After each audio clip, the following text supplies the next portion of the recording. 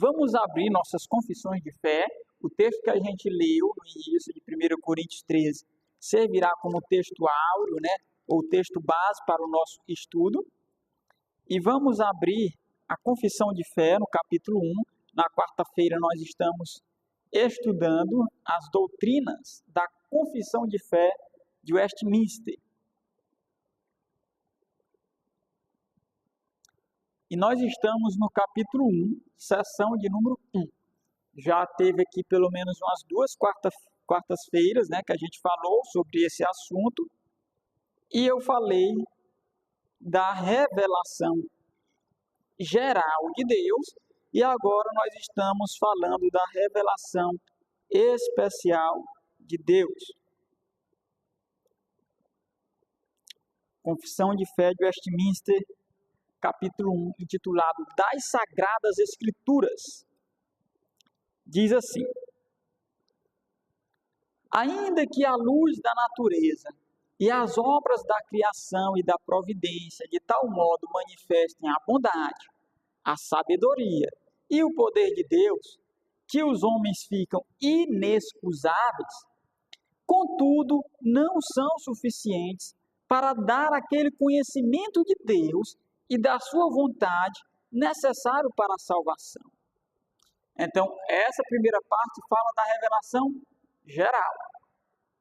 A Deus revelando por meio da criação, deixando os homens indesculpados.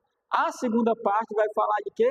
Revelação especial de Deus. Diz assim: por isso, foi o Senhor servido em diversos tempos e de diferentes modos revelar-se e declarar à sua igreja aquela sua vontade. Então, Deus se agradou. Deus, ele quis se revelar ao homem. Para quê? Para revelar a vontade dele próprio. E a pergunta que nós temos que fazer é o seguinte: uma vez que a gente sabe que a revelação especial, ela veio para fazer aquilo que a revelação geral não podia fazer, ou seja, salvar, ela é uma revelação redentora, nós temos que perguntar o seguinte: será que pode haver salvação sem as Escrituras Sagradas? E nós podemos afirmar que sim, pode haver salvação sem as Escrituras Sagradas. Porque as Escrituras Sagradas, elas só começaram a existir desde Moisés. Mas até Moisés, de Adão até Moisés, nós temos o que também? Salvação. E também muitas pessoas foram salvas sem saberem ler, sem nunca terem tido lido a Escritura, sem nunca terem tido acesso à Escritura, porque o acesso à Escritura em tempos passados era muito difícil. Martinho Lutero, quando ele vai a Roma, dizem alguns historiadores, que ele vê a Bíblia acorrentada, amarrada numa corrente. E ele disse: eu vou desacorrentar a Bíblia, eu vou soltar a Bíblia, eu vou jogar a Bíblia na mão do povo. Mas, por muito tempo, dentro da Idade Média, houve muita ignorância do povo a respeito do quê? Da própria Escritura. Mas havia o quê? Salvação. Então, pode haver salvação sem as Escrituras. Porém, não pode haver salvação sem a revelação redentora de Deus. Mesmo aquela pessoa que nunca leu a Bíblia, ou porque não sabe ler, ou porque nunca viu uma, para que ela obtivesse salvação, a revelação redentora tinha que chegar até ela. Por meio de quê? Da pregação da palavra. E é por isso que a pregação da palavra ela é tão importante quanto a leitura da Escritura. Porque ela é o quê? Ela é uma explicação da revelação redentora de Deus. Desde quando Adão peca, já vai haver o quê? Revelação redentora. Não existia o quê? Os livros escritos, mas a revelação de Deus existia. Deus falava tete a tete com Adão. A revelação especial de Deus. E ele disse para na maldição da serpente, né? Que da semente da mulher nasceria um que esmagaria a cabeça da serpente. Aí nós temos o quê? O Evangelho. O Evangelho sendo anunciado. Vai haver uma reversão da maldição. A maldição da morte vai ser o quê? Revertida. E quem é que vai fazer isso? O descendente da mulher. A partir daquele momento, já começa o quê? O Evangelho. Não tinha escritura, mas tinha o quê? Tinha um Evangelho de acreditar que um dia o filho da mulher nasceria para esmagar a cabeça da serpente, para remover toda a maldição. Então, a revelação redentora de Deus, ela sempre existiu, ela é absolutamente necessária. Mas como nós temos acesso à revelação redentora? Como nós temos acesso à revelação especial? Nós só podemos ter acesso a ela por meio da palavra de Deus. Não são homens que revelam a redenção de Deus. É o próprio Deus revelando a Ele mesmo. E qual é a única forma de nós termos acesso à palavra de Deus hoje? Através da Escritura. Ela é a palavra de Deus. Em tempos antigos, não. Como diz aqui a confissão, Deus se revelou, Deus falou aos pais de diversos modos e de diversas maneiras. Falou pelos profetas, falou por meio de sonhos, falou por meio de visões. Entretanto, hoje, esses modos de Deus se revelar, eles cessaram, eles terminaram. Então, entenda isso. A salvação só é possível através do acesso à revelação redentora. E aqui eu gostaria de fazer uma aplicaçãozinha aqui, né? Nós oramos pelas conversões de nossos familiares. Esse é um pedido muito comum nas reuniões de oração. Mas será que nós levamos a revelação redentora até eles? Ou será que nós estamos esperando eles por si só irem ler a Escritura? Será que nós pregamos a eles? Se não existe revelação redentora na vida deles, não vai haver salvação. A única forma deles serem alcançados pelo Evangelho é se nós levarmos a revelação redentora até eles. E aí nós também, né, temos o seguinte, na continuação da confissão. Deus ele se revela, né, de diferentes modos, em diferentes tempos. Aí diz que a Deus aprove revelar-se e declarar à sua igreja aquela sua vontade. E aí, quando Deus faz isso, ele revela, declara à sua igreja, o que ele faz? E depois, para melhor preservação e propagação da verdade, para o mais seguro estabelecimento e conforto da igreja, contra a corrupção da carne e a malícia de Satanás e do mundo, foi igualmente servido fazê-la escrever toda. Então Deus, ele se revela e ele faz o quê? Com que essa revelação dele seja escrita em papel. Então, nós temos aqui o chamado período da revelação escrita. Ele vai de Moisés até o apóstolo João. Todo esse período nós temos não somente Deus revelando, mas essa revelação sendo o quê? Documentada. A Bíblia é o documento da revelação. A Bíblia é o documento da aliança. Então, esse período de escrita, ele também teria que ter o quê? Um fim. Uma vez que Deus não se revelaria eternamente, não haverá o quê? Escrituras até os dias de hoje. Então, assim como cessou a revelação de Deus, cessou o que também? A Escritura Sagrada. Não pode escrever lá, né? O livro, vamos botar, primeira epístola do pastor Misael à igreja de Amarante. Não pode. Cessou. Não tem mais livros bíblicos sendo escritos. O ofício profético, ele cessa. Então, muitas pessoas, elas acham que Deus ele continua se revelando hoje como ele se revelava antigamente. Eles acham que ainda existem profetas, mas graças a Deus, eles não estão o quê? Colocando livros depois de Apocalipse. Ora, se existem profetas, se Deus está se revelando, o mais lógico seria o quê? Que essas revelações fossem escritas. Não é palavra de Deus? Não é Deus que está falando? Se é palavra de Deus, tem que ser escritura. Entretanto, graças a Deus, não é isso que acontece, salvo algumas seitas e heresias.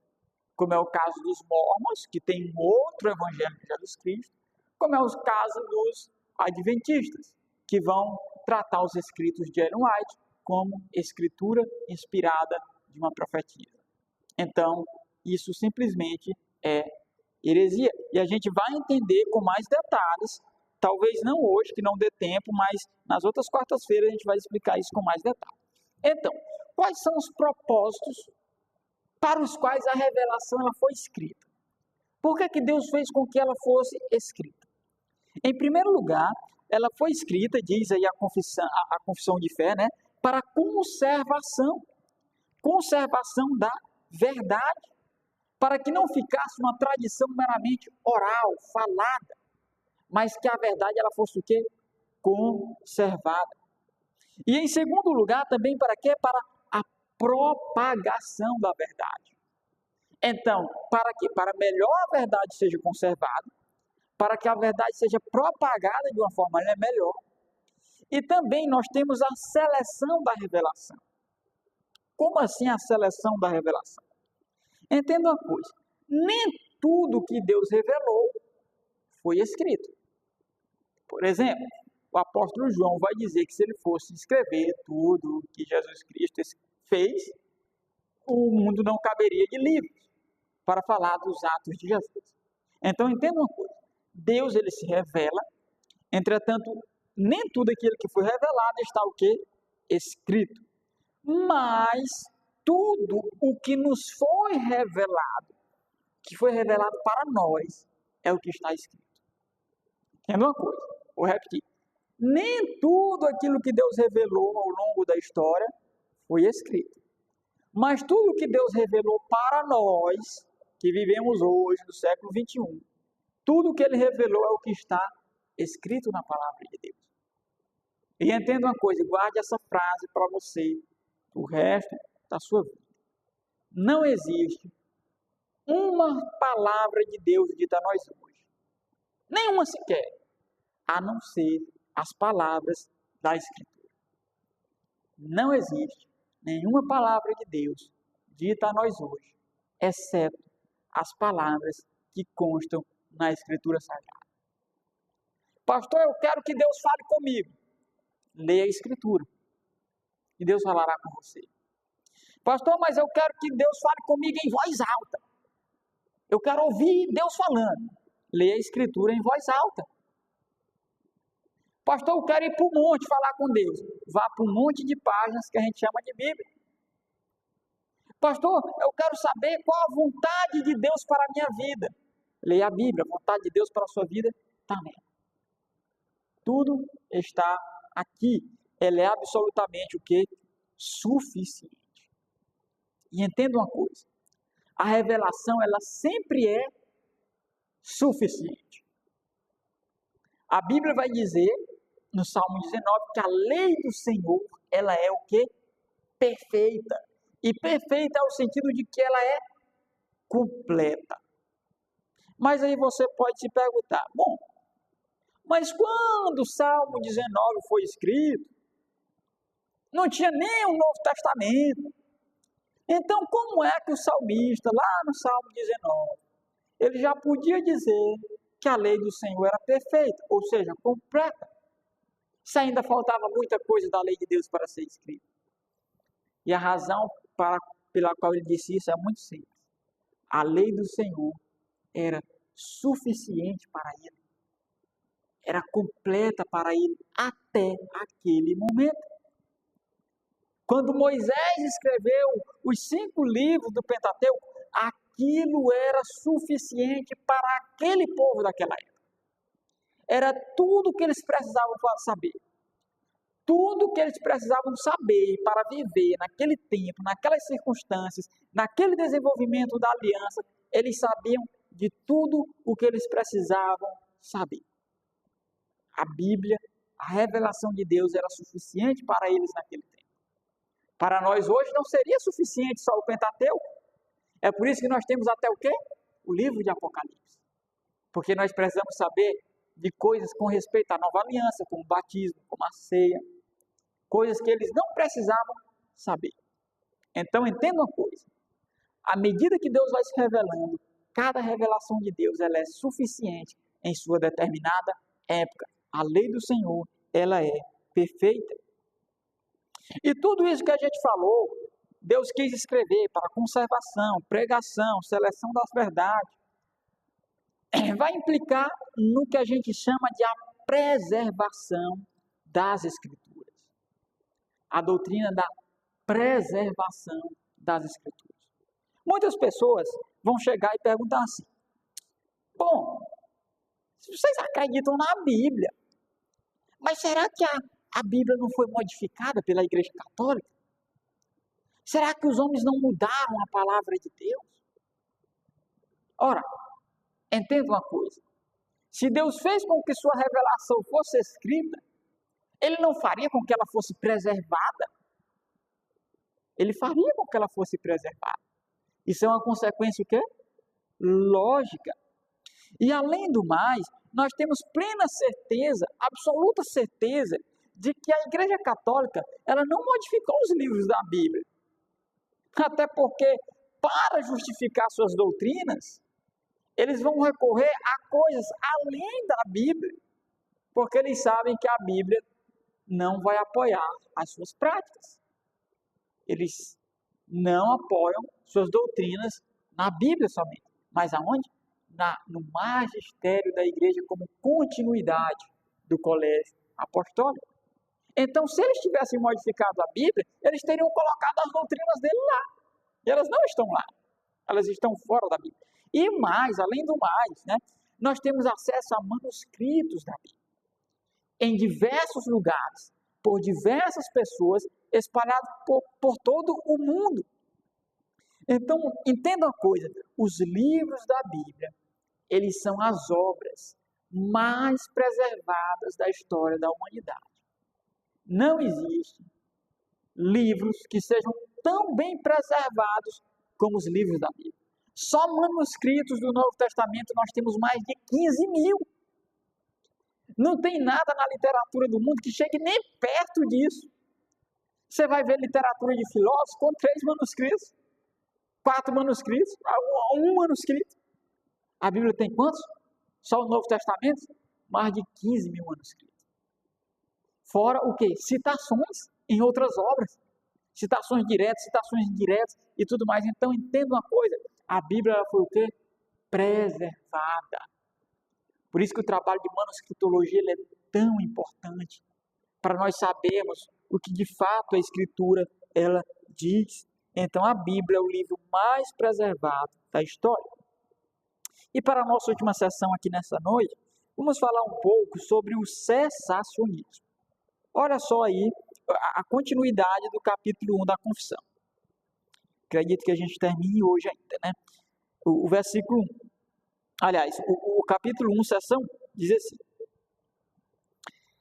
isso torna, tudo isso que a gente viu, indispensável a Escritura Sagrada, tendo cessado aqueles antigos modos de revelar a Deus a sua vontade ao seu povo.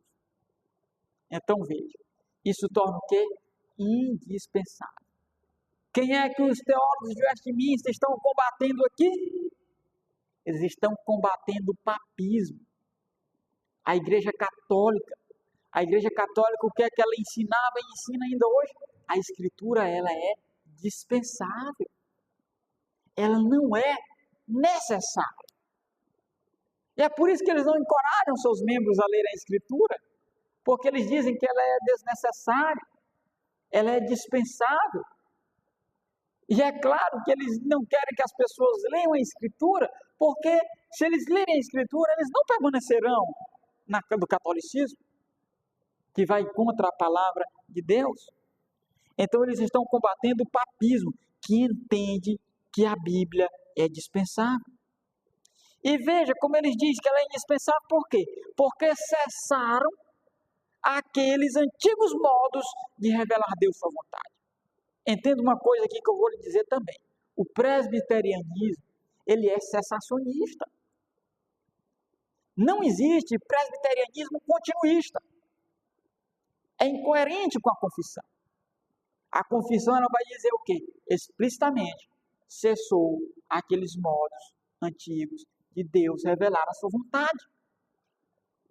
Isso os puritanos vão dizer em um coro só. Sejam eles batistas, sejam eles congregacionais, sejam eles presbiterianos. Todos eles afirmavam, cessaram os antigos modos de Deus se revelar. Eles estão combatendo quem aqui? Estão combatendo o papismo, mas estão combatendo os entusiastas da reforma. Aqueles que acreditavam em novas revelações e tudo mais, do Espírito, eles estão combatendo esse tipo de ensinamento. E John Owen, ele foi muito acertado quando ele disse o seguinte. John Owen, ele foi considerado o príncipe dos puritanos. Ele disse o seguinte, olha, se suas novas revelações do Espírito estão de acordo com a Bíblia, elas são desnecessárias, porque nós já temos a Bíblia, então elas são desnecessárias. Se suas novas revelações do Espírito, elas são contra a Bíblia, elas são diabólicas. Se elas são de acordo, são desnecessárias. Se elas são contra a Bíblia, elas são diabólicas. Então, até do ponto de vista lógico, não existem novas revelações. Mas será que a Bíblia diz que não existem novas revelações? Sim, meus irmãos. A Bíblia diz isso. Nós lemos isso. Bem no comecinho. Então, Deus não se revela mais por quê? Porque a Bíblia é suficiente. Não tem necessidade de Deus se revelar mais. As pessoas que não creem na Bíblia, elas não irão crer, mesmo que elas vejam um milagre. Tanto é que Jesus foi crucificado. Tanto é que mataram os apóstolos que faziam milagres. Tanto é que Jesus vai dizer na história do rico e do Lázaro, eles têm Abraão e Moisés. Tem Moisés e os profetas, melhor dizendo, que eles creem em Moisés e os profetas. Se eles não crerem em Moisés e nos profetas, eles não vão crer, ainda que alguém ressuscite dentre os mortos. Então, vejamos aqui o seguinte, nós cremos também na doutrina do sola escritura. A Escritura é nossa única regra de fé e prática. E isso é o quê? O jargão principal da reforma protestante. A Bíblia é a única regra de fé e prática. Tudo que eu devo crer, tudo que eu devo praticar, tem que estar onde? Na Escritura. Não é em novas revelações do Espírito. Eu não sou obrigado a crer em novas revelações do Espírito de ninguém. Eu não sou obrigado a crer em sonho de ninguém. Eu não sou obrigado a crer em profetada de nenhum profeta da atualidade. Por quê? Porque eu tenho a Bíblia como a única regra de fé e prática. Isso é sola escritura. E também, meus irmãos, a gente falou já que não há nada depois de Apocalipse. E como é que a gente sabe, além disso, que não existe mais revelação? Porque a revelação, ela está junto com a aliança. Preste atenção nisso aqui e leve para o resto da sua vida. Olha só, o homem ele está em uma aliança com Deus. Não é verdade? Nós estamos numa aliança da graça. E o que é a aliança? A aliança é Deus se revelando e fazendo a aliança com o homem. Todo relacionamento do Criador com a criatura é dentro do quê? Da aliança. Então, entenda uma coisa, tem a aliança, que é o quê? Deus se revelando, que a gente chama de atos redentivos de Deus, dentro da aliança. E o que é a Bíblia? É o documento da aliança.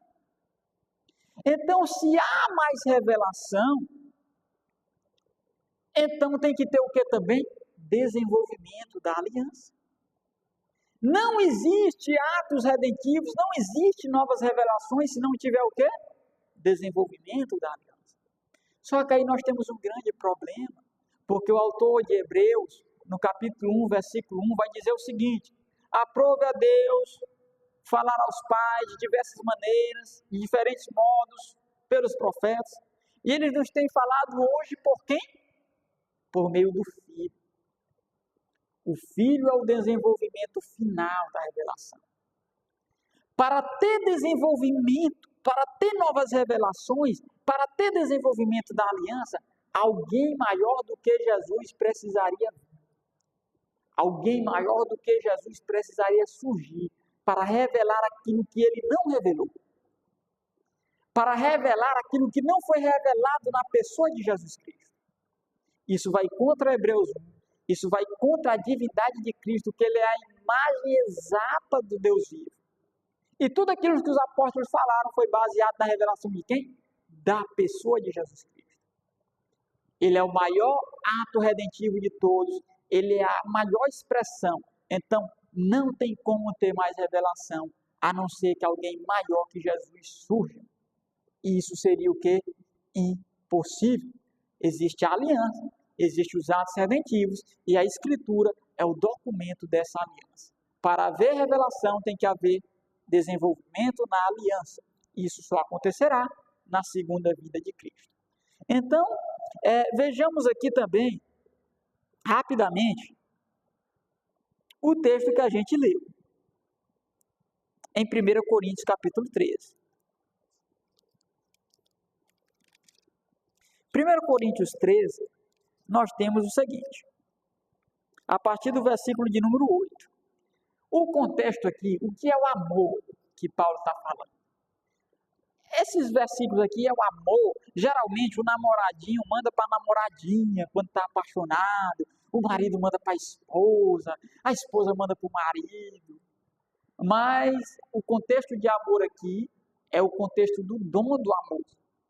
Se você for ler o capítulo 12, inclusive tem até o título, né? Acerca dos dons espirituais. O que é que Paulo está tratando? Dons espirituais. Quando ele chega no capítulo 13, ele vai falar do maior dom espiritual, que é o quê? O dom do amor. E aí, no versículo 8, ele vai dizer como o amor ele é superior a outros dons, como de profecia, os dons revelacionais, os dons de revelação. Então, ele vai fazer um resumo dos dons que Deus se revelava, dom de línguas, dom de profecia e tudo mais. Olha só o verso 8. O amor jamais acaba. Está encorajando o quê? Busca o dom do amor, que nunca acaba. Mas havendo profecias, desaparecerão. Havendo língua, cessarão. Havendo ciência, passará. Todos esses aí são o quê? Dons revelacionais. É um resumão dos dons revelacionais. Dom de línguas, dom de profecia e o dom de conhecimento, provavelmente o de interpretação das revelações. Então veja, tudo isso vai desaparecer.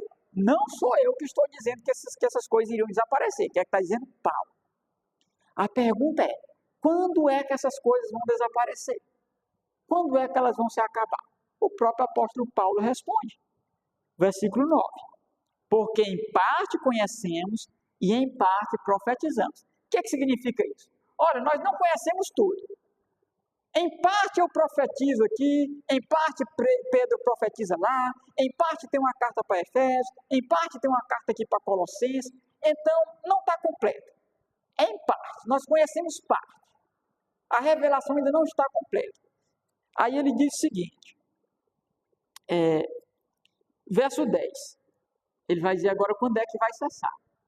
Quando, porém, vier o que é perfeito, então o que é em parte será aniquilado. Olha só, quando é que vai cessar os dons de língua? Quando é que vai cessar o dom de profecia? Quando o que é perfeito chegar. Agora a pergunta é, o que é o perfeito aqui? Os continuistas, os pentecostais, eles vão dizer o seguinte, o perfeito aqui é Jesus Cristo. Quando Jesus voltar, essas coisas vão desaparecer. Mas isso é incoerente. Sabe por que é incoerente? Se essas coisas só vão se acabar quando Jesus voltar, então ainda tem que ter profetas, ainda tem que ter dom de línguas, ainda tem que ter dom de revelação. Mas aqui não é Jesus. Por que aqui não se refere a Jesus? Por vários motivos. Primeiro, Jesus não está no contexto aqui, em lugar nenhum. Se fosse Jesus, ele provavelmente teria mencionado Jesus pelo nome. Não é o caso. Em segundo lugar, a expressão perfeito, ela não está no masculino, totélion, para se referir a uma pessoa, ela está no neutro, que se refere a uma coisa. E, em terceiro lugar, Paulo ele está fazendo um contraste entre aquilo que é em parte e aquilo que é perfeito, porque a ideia de perfeito, como eu disse, é o quê? Completo.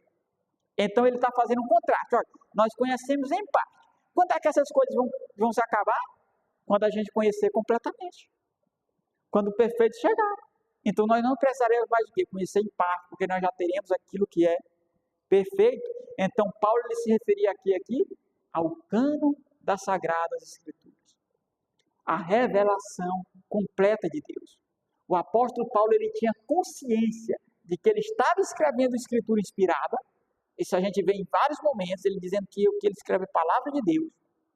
Pedro, igualando os escritos de Paulo aos escritos do Antigo Testamento, dizendo que as pessoas distorcem para a sua condenação, como fazem com as demais escrituras.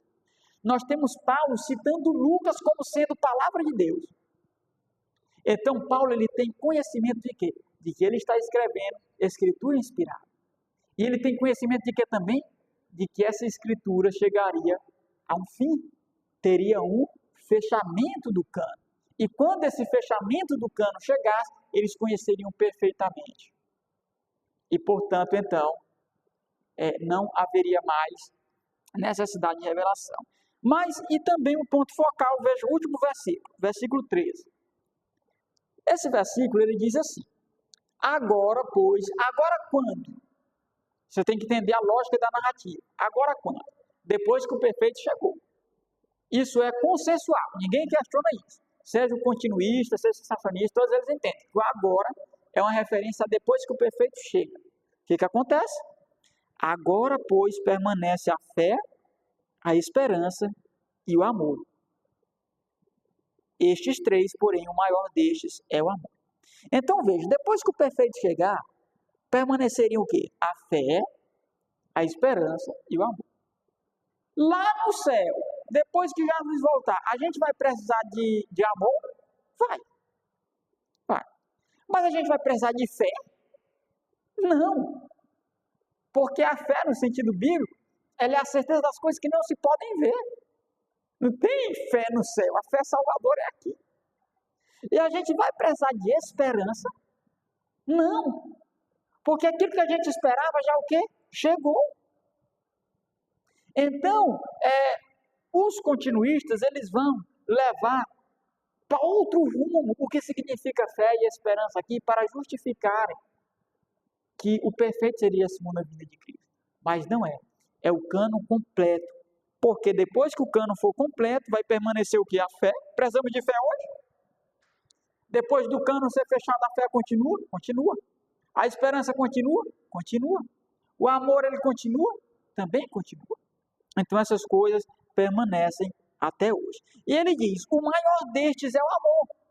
Por que o amor é o maior destes? Porque o amor não acaba nem no céu. Ele permanece de fato o quê? Eternamente. Ele é maior do que a fé e do que a esperança, que um dia também desaparecerá. Mas o amor jamais acaba. Então veja, esse é um dos versículos que nós podemos provar, e é o mais explícito, de que os dons revelacionais foram cessados. É o cessacionismo. Paulo diz que eles cessariam quando a revelação completa chegasse, seria então desnecessário. E eu já expliquei aqui algumas vezes, mas vou só citar rapidamente, né? O livro de Apocalipse é muito claro. A gente tem um artifício literário na Bíblia que a gente chama de inclusio. O inclusio é uma demonstração de que você está concluindo uma obra. Você começa de um jeito e termina do mesmo jeito, indicando o que você concluiu. É isso que o livro de Apocalipse faz. O que ele faz? Ele vai remontar o livro de Gênesis. Gênesis é criação, Apocalipse nova criação. E tudo mais, né? Então, o livro de Apocalipse ele vai demonstrar o quê? Que ele está fechando todo o canto. Nós já sabemos de tudo do fim do mundo. Tudo. Não precisa mais saber de nada. Ele concluiu absolutamente tudo. Nós temos o quiasmo e o inclusio demonstrando o fechamento final do cânon. E o livro de Apocalipse, ele termina com aquela expressão, né?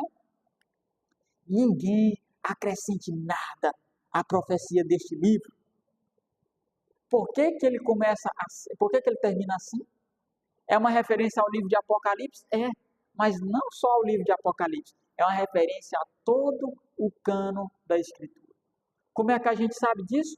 Por causa do uso de João de todo o Antigo Testamento, inclusive do livro de Gênesis, que é um dos livros mais citados no livro de Apocalipse, mais aludidos. Então, a gente tem aí o quê? A doutrina da confissão, que é cessacionista, e a gente viu que isso está onde? Na Escritura Sagrada. Ela não é uma doutrina meramente inventada, mas ela provém de uma interpretação bíblica. Então, esse foi o nosso estudo de hoje, né? A gente terminou hoje um pouquinho mais tarde, porque a gente começou mais tarde também, viu? Mas o nosso horário geralmente de terminar é 8 horas. A gente passou aí 15 minutinhos, a gente começou 15 minutinhos atrasado, né? Então, vamos orar, encerrando este momento. Os irmãos têm alguma pergunta? Nada de pergunta? Então vamos ficar de pé, orar e encerrar o nosso estudo dessa noite. Senhor Deus, amado Pai, nós queremos te agradecer pela Bíblia, pelos livros sagrados que o Senhor nos deu. De Gênesis a Apocalipse, nós temos a tua vontade revelada para as nossas vidas. O que nós precisamos crer, o que nós precisamos praticar está na Escritura Sagrada. Que o Senhor nos livre, Senhor, dos enganos de Satanás, daquelas falsas revelações que Satanás pode colocar em nossa mente, que são palavra de Deus, enquanto nós temos a palavra de Deus em nossas próprias mãos. Ó Senhor, que nós não venhamos buscar a palavra de Deus em outro lugar, senão na Bíblia Sagrada. Ela é nossa única regra de fé e prática. Ela é suficiente. Ela é o livro mais importante da história da humanidade. Esse é o livro que transformou vidas ao longo da história, ao longo das eras. É um transformador de vidas, restaurou casamentos, restaurou relacionamentos familiares, restaurou vidas perdidas das drogas, do alcoolismo, restaurou pessoas que estavam em busca do suicídio. Ora, se nós temos essa palavra tão poderosa e tão penetrante, por que iríamos nós atrás de outra revelação, senão essa bendita revelação que o Senhor nos deu? Que o Senhor possa nos abençoar e que nós venhamos dar valor àquilo que o Senhor nos deixou.